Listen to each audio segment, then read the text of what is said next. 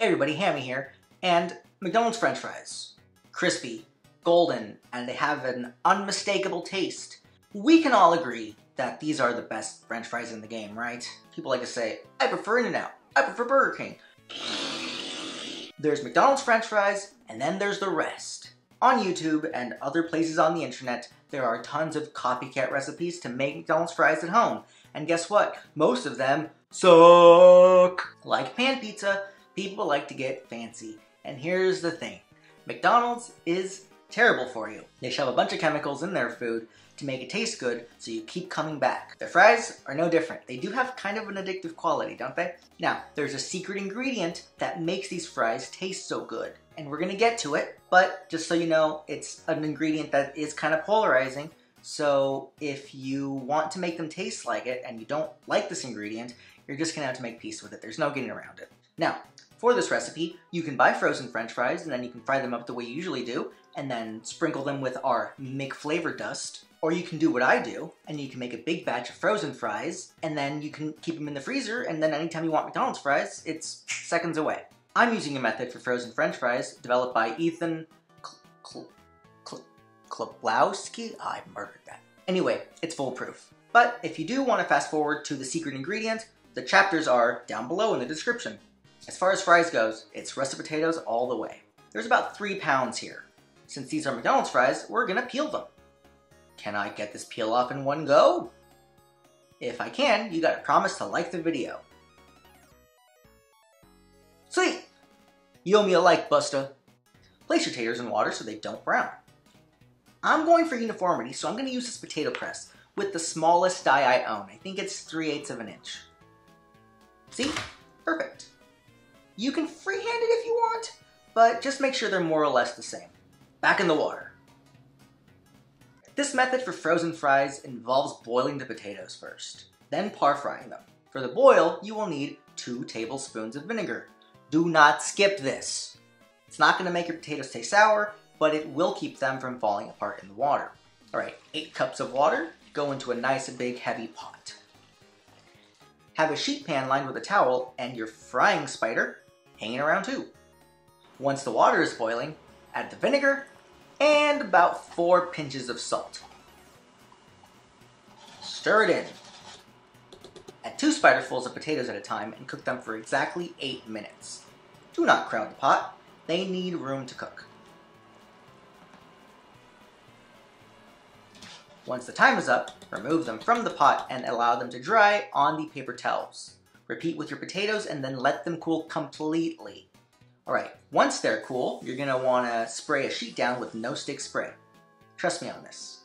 Now that same pot you were using, you can dump out the water and then add vegetable or peanut oil to it. Make sure it's not filled up more than halfway. And then place your cooked potatoes in a bowl for easy access. Bring the oil up to 350 degrees.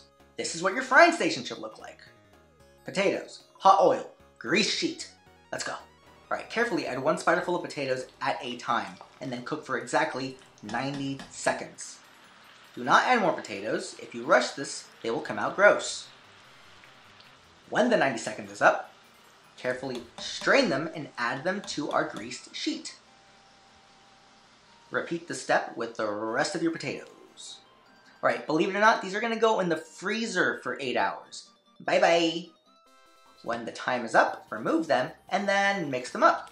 They shouldn't stick since they have a small amount of oil on them that you can't really see, and that's good. Alright, now you can bag them up however you like. I tend to measure out 6-ounce portions, and then have individual serving sizes, but you can put them all in one big bag. It doesn't really matter. What does matter is that you keep them in the freezer until you're ready to use. Now it's time for our secret ingredient, MSG. I hate to blow your mind here, but pretty much everything you like eating, from McDonald's fries to flaming hot Cheetos, is dusted with this stuff right here. If you think you don't eat MSG, I want you to go to your snack drawer right now, and I want you to read the ingredients. If you see monosodium glutamate, guess what? You've been eating it all this time. Make peace with it. Just use it. I promise you'll love it. To make the special fry dust, you'll need table salt. Kosher is way too coarse here. Black pepper, onion powder, and MSG. Put all of these ingredients into a shaker jar. Now, I also put some raw popcorn in there to keep it from clumping up, but you can leave it out. Once everything's in, close the lid and give it a light shake. And if you want, you can slap a cool label on it. Now that you know the secret to McDonald's French fries, why don't you hit the subscribe button and hit the bell icon? Because guess what?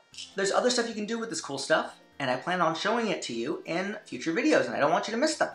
Back to the recipe. All right, let's make a batch of fries. Hot oil goes to 350 degrees. You're gonna want a drying rack, paper towels, and a swole Gengar. You probably don't need the swole Gengar.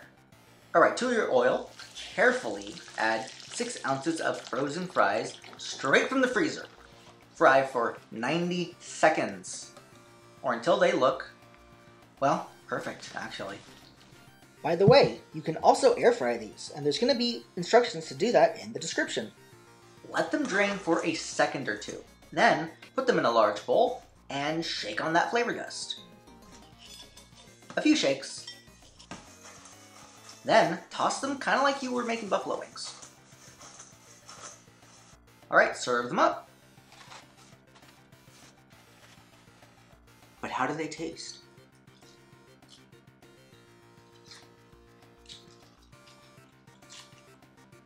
Okay, it's actually really uncanny. The way that we fried them, the way that we seasoned them, they taste, I don't mean like they're kind of like, they taste exactly like McDonald's French fries. I really want you to try this because it is crazy uncanny. And now, if you make a big batch, you'll be able to make them like that.